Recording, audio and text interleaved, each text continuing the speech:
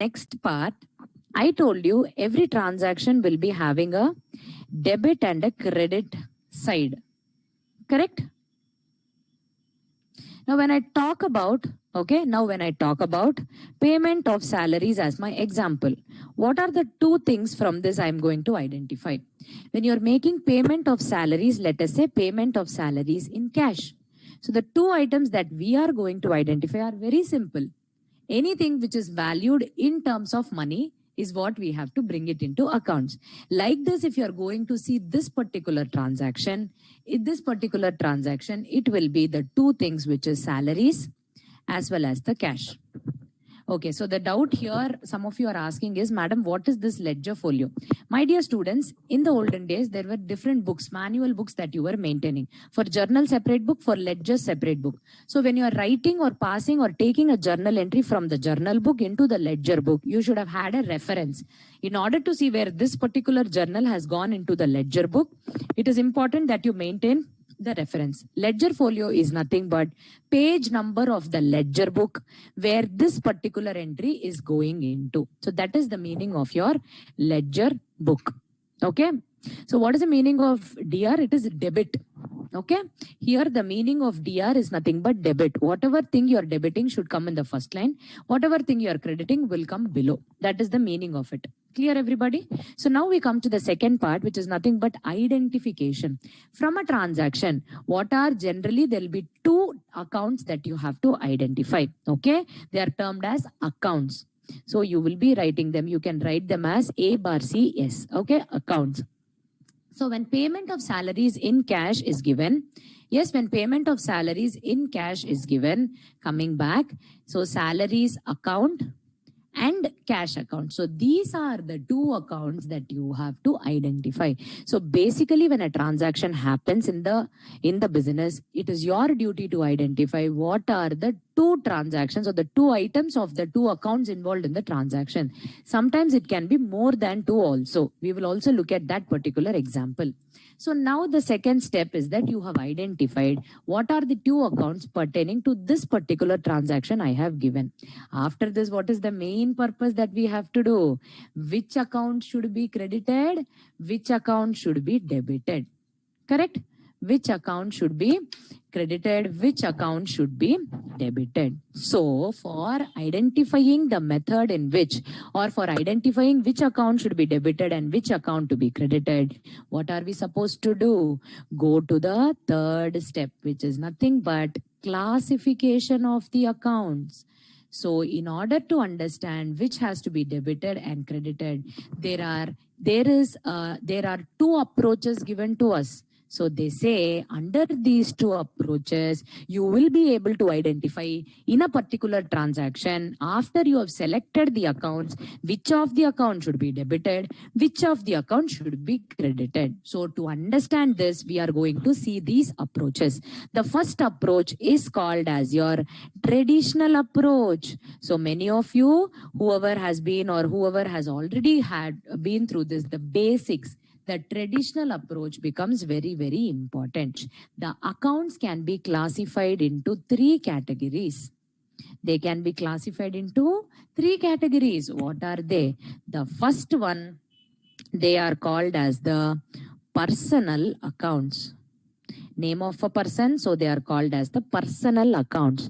Then you have the real account, and then you have the nominal account. Okay, so this is called personal account. These both put together are also called as the impersonal account. That means what? Here in personal account, the name of persons are involved. In real and nominal, no name of persons are involved. That is why it is impersonal account. Okay, so now coming back. Then what do you mean by all this, madam? Can you explain it briefly? Very good. Now, real account means it involves all the physical assets. Everybody, it involves all the physical assets which you can see, which you can touch, and which you can feel. Okay, so it is all the assets which you can see, touch, and feel, which will be classified as real accounts. Examples are cash. Example is a building. Example is a plant and machinery, and the like. What is a nominal account, madam? All the expenses and all the incomes or gains, expenses or losses. So all these four items are classified under the nominal account. So if you find the words, or if you find any expense in the transaction, if you find any income in the transaction, then they will be classified as a nominal account. Under which approach, ma? Traditional approach. Clear? Now we come to the personal accounts.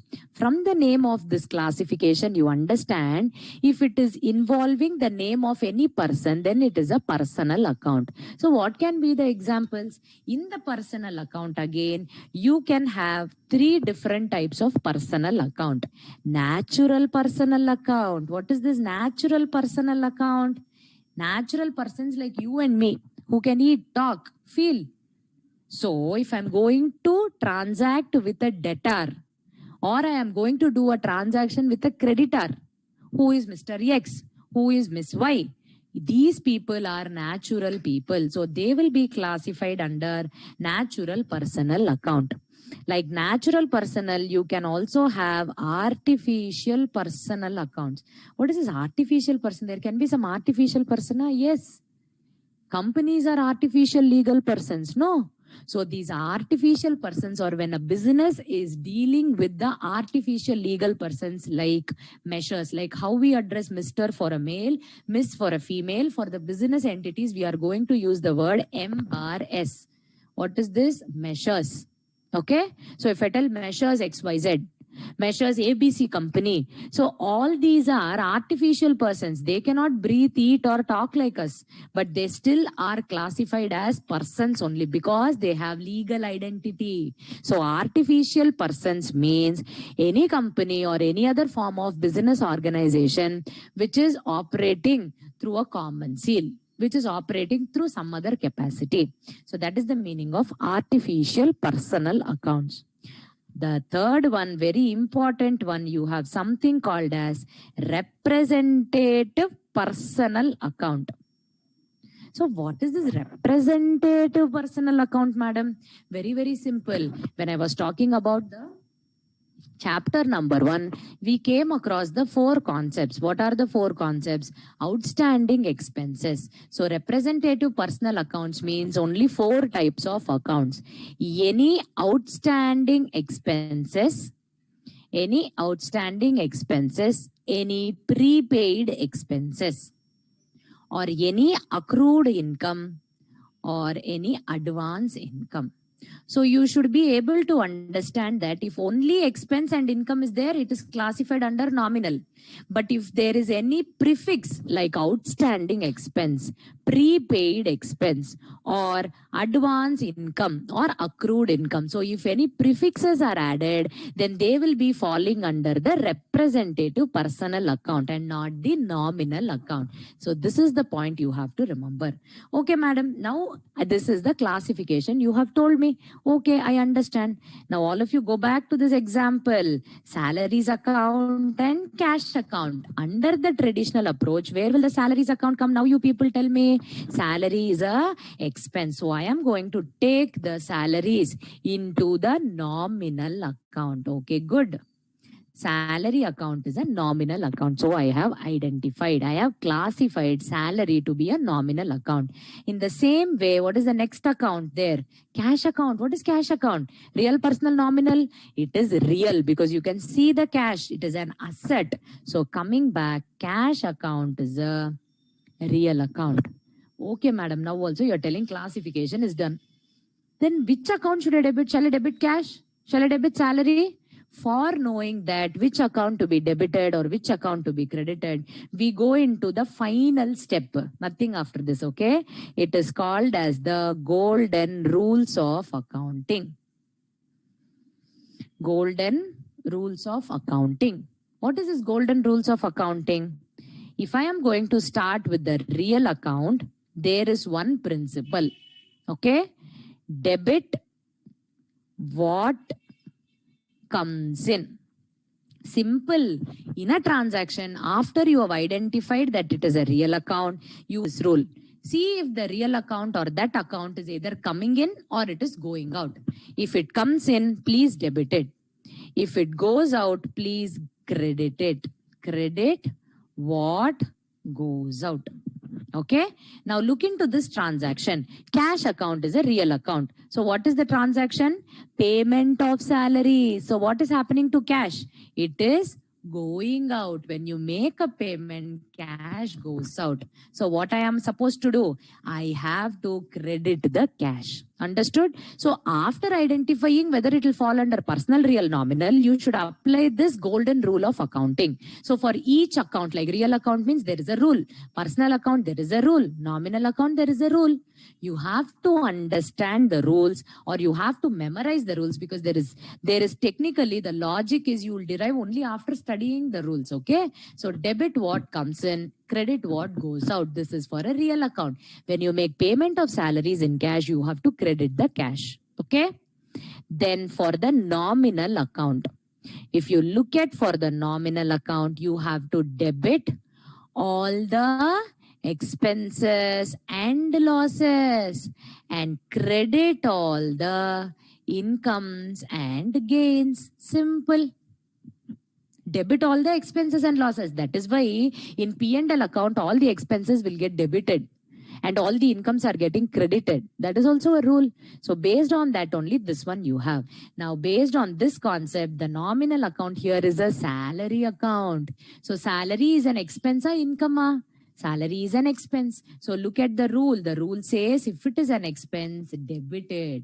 So you are going to debit the salary. That's all. As simple as that.